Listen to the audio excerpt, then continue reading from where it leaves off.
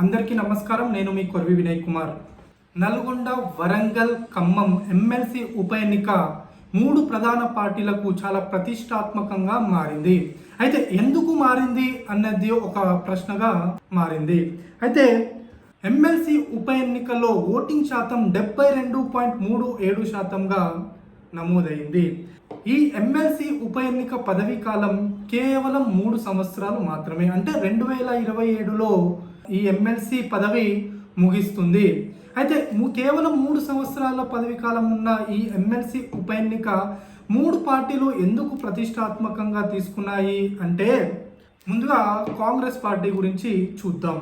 ప్రస్తుతం తెలంగాణ రాష్ట్రంలో కాంగ్రెస్ పార్టీ అధికార పార్టీగా ఉంది. పైగా నల్గొండ, ఖమ్మం మరియు వరంగల్ జిల్లాల్లో అత్యధిక స్థానాలను కాంగ్రెస్ పార్టీ గెలుచుకుంది. దాదాపు 33 మంది ఎమ్మెల్యేలు ఈ 3 జిల్లాల్లో నుంచి కాంగ్రెస్ పార్టీకి ఉన్నారు.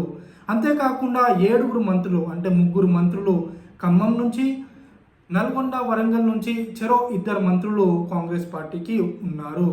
అంతేకాకుండా గత ఎన్నికల్లో ఇండిపెండెంట్ అభ్యర్థిగా పోటీ చేసి 2వ స్థానంలో నిలిచినటువంటి తీన్మార్ మల్లన్న ఈసారి కాంగ్రెస్ పార్టీ అభ్యర్థిగా పోటీ చేస్తున్నారు. దీంతో ఈసారి ఎలాగైనా నెగ్గాలని, ప్రజలు తమతోనే ఉన్నారని చెప్పుకునే ప్రయత్నం కాంగ్రెస్ పార్టీ చేస్తుంది. ఈ నేపథ్యంలో ఎలాగైనా సరే ఇక్కడ నెగ్గి ప్రజా మద్దతు తమకే ఉందని చెప్పే ప్రయత్నం కాంగ్రెస్ పార్టీ చేస్తుంది. కనుక కాంగ్రెస్ పార్టీకి ఈ ఉప ఎన్నిక చాలా ప్రతిష్టాత్మకంగా మారింది. ఇక మరో పార్టీ అయినటువంటి బీఆర్ఎస్ పార్టీకి కూడా ఇది చాలా ప్రతిష్టాత్మకంగా మారింది.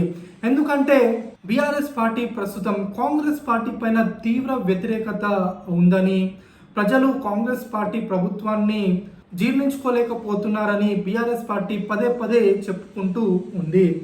అయితే ఇక్కడ కేసీఆర్ తన మాస్టర్ ప్లాన్ను ఇంప్లిమెంట్ చేశారనే చెప్పుకోవాలి. ఎందుకంటే బీజేపీ నుంచి తమ పార్టీలో చేరినటువంటి రాకేష్ రెడ్డిని తమ అభ్యర్థిగా ప్రకటించారు కేసీఆర్. అయితే ఇదివరకు జరిగినటువంటి ఎన్నికల్లో కాంగ్రెస్, బీజేపీ, బీఆర్ఎస్ పార్టీ అభ్యర్థులతో పాటు ఇండిపెండెంట్ అభ్యర్థులుగా పోటీ చేసినటువంటి తీన్మార్ మల్లన్న మరియు కోదండరాంలకు కూడా మంచి ఓట్లు పడ్డాయి. దీంతో బీఆర్ఎస్ పార్టీ అభ్యర్థిగా పోటీ చేసినటువంటి పల్లా రాజేశ్వర్ రెడ్డి 2వ ప్రాధాన్యత ఓటుతో గెలిచారు.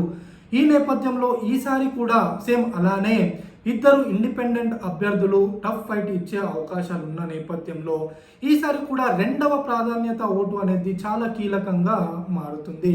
ఈ నేపథ్యంలో మొదటి ప్రాధాన్యత ఓటు కాంగ్రెస్కు వేసిన వాళ్ళు 2వ ప్రాధాన్యత ఓటు బీఆర్ఎస్కే వేస్తారని కేసీఆర్ చాలా బలంగా భావిస్తున్నారు. అంతేకాకుండా బీజేపీకి మొదటి ప్రాధాన్యత ఓటు వేసిన వారు కూడా 2వ ప్రాధాన్యత ఓటును బీఆర్ఎస్కే వేస్తారని కేసీఆర్ లెక్కలు కట్టారు. ఎందుకంటే బీజేపీలో పనిచేసి వచ్చినటువంటి రాకేష్ రెడ్డి తమ అభ్యర్థి కాబట్టి ఎంతో కొంత బీజేపీ ఓటర్లు రాకేష్ రెడ్డి వైపు మొగ్గు చూపుతారని బీఆర్ఎస్ పార్టీ కేసీఆర్ భావిస్తూ ఉన్నారు. ఈ నేపథ్యంలో 2వ ప్రాధాన్యత ఓటుతోనైనా సరే ఇక్కడ నెగ్గాలని బీఆర్ఎస్ పార్టీ భావిస్తుంది. అయితే ఈ ఎమ్మెల్సీ ఉప ఎన్నికల్లో బీఆర్ఎస్ పార్టీ ఎందుకు గెలవాలనుకుంటుంది అంటే, ఇది వారికి సిట్టింగ్ స్థానం కావడం, అంతేకాకుండా ప్రస్తుతం కాంగ్రెస్ పార్టీ పైన వ్యతిరేకత ఉందని చెప్పుకునే ప్రయత్నం బీఆర్ఎస్ పార్టీ చేస్తుంది. కనుక ఎలాగైనా సరే ఇక్కడ నెగ్గాలని బీఆర్ఎస్ పార్టీ భావిస్తుంది.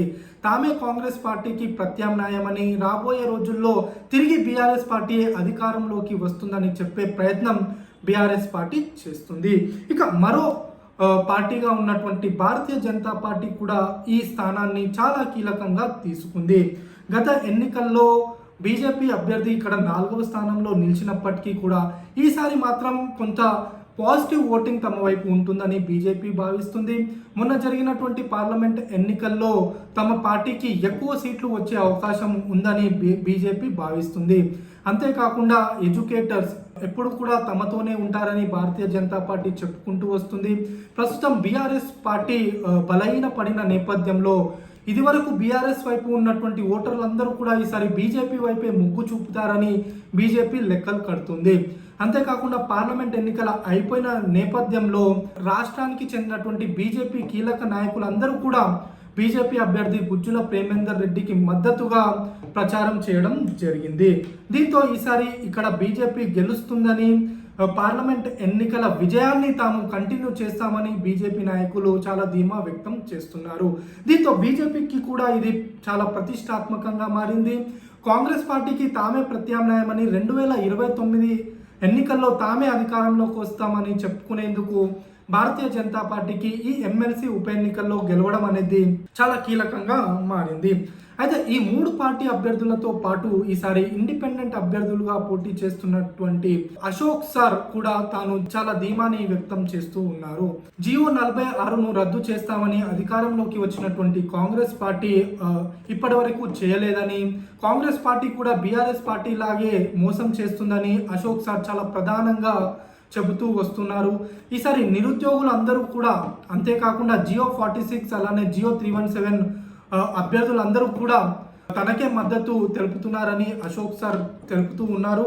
అయితే అశోక్ సార్ కూడా టఫ్ ఫైట్ ఇచ్చే అవకాశాలు కనబడుతున్నాయి. అయితే కాంగ్రెస్ పార్టీ రెబల్ అభ్యర్థిగా పోటీ చేస్తున్నటువంటి బక్కా జడ్సన్ కూడా కాంగ్రెస్ పార్టీ ఓట్లు చీల్చే అవకాశం ఉన్న నేపథ్యంలో ఈ ఇద్దరు ఇండిపెండెంట్ అభ్యర్థులు చీల్చే ఓట్లు ఎవరికి ప్లస్ అవుతుంది, ఎవరికి మైనస్ అవుతుంది అనేది చూడాలి. జూన్ 5న ఎన్నికల ఫలితాలు రానున్నాయి. జూన్ 7 ఈవినింగ్ లేదంటే జూన్ 8న పూర్తి ఫలితాలు బయటికి వచ్చి ఎవరు గెలుస్తారు అనేది తెలుస్తుంది. అయితే ఈ 3 పార్టీలకు చాలా ప్రతిష్టాత్మకంగా మారినటువంటి ఈ ఎమ్మెల్సీ ఎన్నికల్లో ఎవరు విజయం సాధిస్తారు, ఒకవేళ కాంగ్రెస్ పార్టీ విజయం సాధిస్తే తమ పట్టు అలానే కొనసాగుతుందని చెప్పుకుంటుంది. అలానే బీజేపీ లేదా బీఆర్ఎస్ పార్టీలు గెలిస్తే కాంగ్రెస్ పార్టీపై తీవ్ర వ్యతిరేకత ఉందని, రాబోయేటువంటి 2029 ఎన్నికల్లో తమ ప్రభుత్వాలే ఏర్పడతాయని చెప్పుకునే అవకాశం ఉంటుంది. ధన్యవాదాలు.